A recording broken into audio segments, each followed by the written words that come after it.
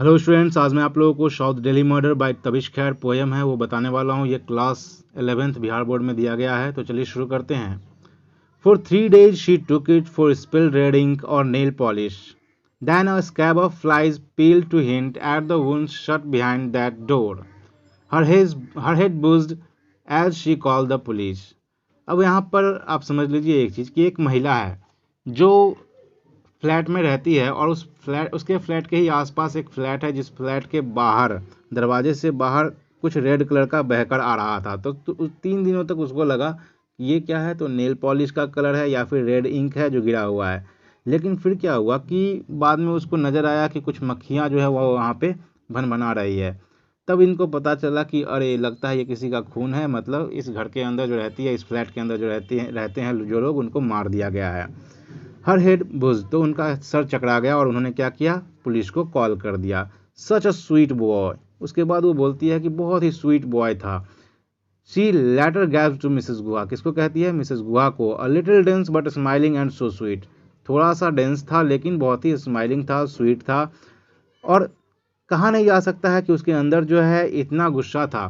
To think he bottled up in himself the rage of 26 stabs 26, मतलब उसके अंदर इतना गुस्सा था, ये कहा नहीं जा सकता है कि वो अपने अंदर इतना गुस्सा पाल के रखे हुए था कि वो 26 बार जो है उनको मार सकता था। मतलब किसी को मारने के लिए 26 बार प्रयास किया गया था। You never can tell with these people, no not ever, वो मिसेस गुहा से आगे कहती है कि आप इस तरह के लोगों के बारे में कुछ नहीं कह सकते हैं। तो कुल मिलाकर कहा गया है, तो यहाँ पर जो लड़के के बारे में बताया गया है वो लड़का कौन है, तो जिस लोगों को मार दिया गया, जिन लोगों को मार दिया गया है उस फ्लैट में, तो उनके साथ एक नौकर रहता था, उसके ऊपर शक जा रहा है इन लोगों का। तो वो महिला कहती है मिसेस गुहा से कि एक स्वीट बॉय था, बहुत ही स्माइलिंग था, लेकिन वो कैसे ऐसा कर सकता है, ये मुझे आश्चर्य लग रहा है कि उसके अंदर इतना गुस्सा कहाँ से आया कि वो 26 बार जो है छुरा घोप के, चाकू घोप के, जो भी मिल जाता है उससे मार दिया इनको 26 बार। तो ऐसा कैसे कर सकता है, आप इस तरह के लोगों के बारे में कुछ नहीं कह सकते हैं, मिसेस गुहा से ऐसा बात किया जा रहा है। तो मिसेस गुहा क्या करती है, to which Mrs Guha sadly shook her gold earrings, तो वो भी दुखी होकर के अपना सिर जो है वो उनकी बातों में हामी भरते हुए हिलाने लगती है, जिसके कारण उनका जो गोल्ड ईयरिंग है वो भी हिलने लगता है। आगे कहा गया है, the officer who turned up with 2 policeman, और जो ऑफिसर 2 पुलिसमैन के साथ आए थे, मतलब जिनको कॉल करके बुलाया गया था, तो वो ऑफिसर 2 पुलिसमैन के साथ आए थे। और आगे क्या होता है, also shook his head when told of the old couple who had lived in that flat with one serving boy and parents from guilt-stricken sons in the US. तो कहने का मतलब हुआ कि पुलिस वाला जो मतलब कि ऑफिसर था या फिर बाकी जो 2 पुलिसमैन थे, उन लोगों को जब बताया गया ओल्ड कपल के बारे में जो एकमात्र नौकर के साथ रहते थे, जिनका जो बाल बच्चा है वो भी यूएस में रहता था, तो वो बच्चे भी क्या करते थे, तो सिर्फ प्रेजेंट वगैरह, गिफ्ट वगैरह भेजा करते थे अपने माता पिता को, लेकिन बाकी कोई मिलने के लिए नहीं आया करता था। वो लोग भी गिल्ट स्ट्राइकन थे, मतलब दोषी थे इस गुनाह के, कहा जा सकता है कि वो लोग साथ नहीं रहते थे, यही उनका दोष था। तो यहाँ पे आगे क्या बताया गया है कि पुलिस को जब ये चीज़ बताई गई कि वो ऐसे ऐसे रहते थे, तो वो भी अपना सर जो है हिलाने लगते हैं दुखी होकर के कि कितना दयनीय स्थिति था उन लोगों का। Having broken the door and located the crime, he came out holding a large hanky to his nose, spat and asked Nepali boy no Bihari छोकरा।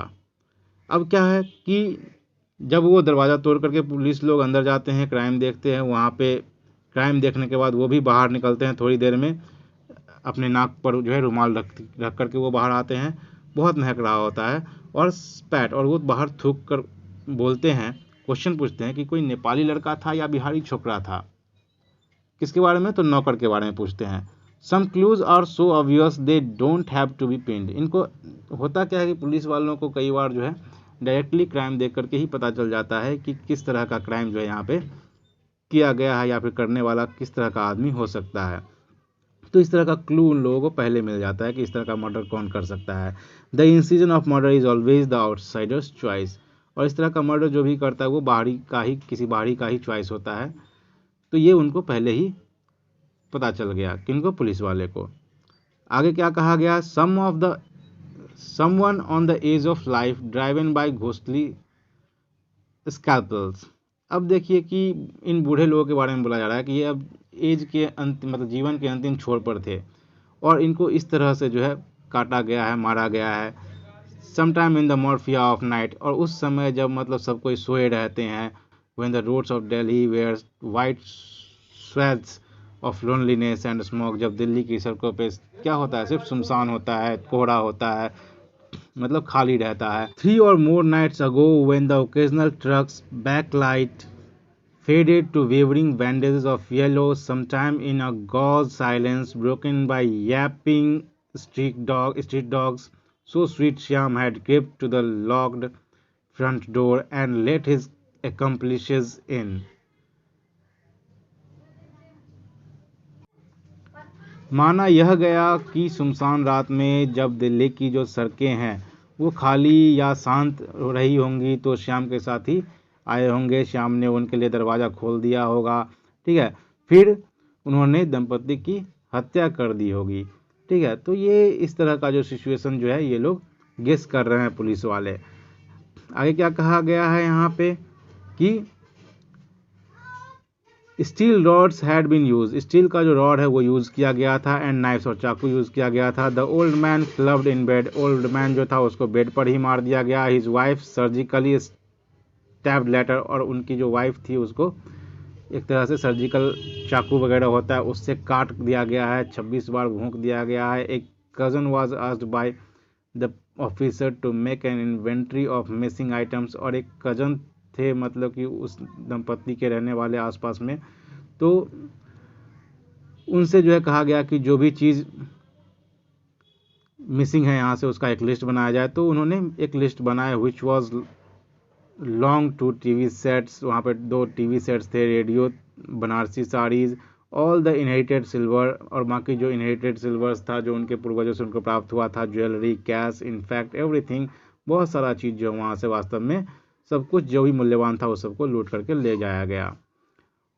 जिसका वैल्यू बहुत ज़्यादा था, एक्सेप्ट द लैपटॉप, खास करके लैपटॉप को छोड़ दिया गया, which had been left behind, जिसको छोड़ दिया गया इन पैनिक और इग्नोरेंस ऑफ इट्स वैल्यू। हो सकता है कि जल्दबाजी में उन्होंने छोड़ दिया हो डर से, या फिर इग्नोर कर दिया हो उसको।